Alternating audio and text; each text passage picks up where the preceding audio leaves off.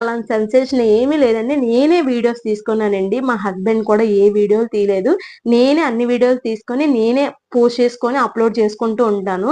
ఎవరైనా అనుకోవచ్చు మీ husband support ఉన్నారు అంటే, సపోర్ట్ మీన్స్ నా బ్యాక్ వెన్నుముక్కలా ఉంటారండి తన. తన వీడియోస్ తీసి అంటే దానికి థంబ్‌నెయిల్ చేసి, వీడియో ఎడిటింగ్ చేసి ఇవేమీ చెయ్యరు. నేను చేసుకుంటే నాకు సపోర్ట్ చేస్తారు. మీరనుకోవచ్చు మీకు చేసేవాళ్ళున్నారు అని. నాకైతే ఎవ్వరూ లేరండి. నాకంటూ మా హస్బెండ్, మా బాబు తప్ప నాకెవరూ లేరు.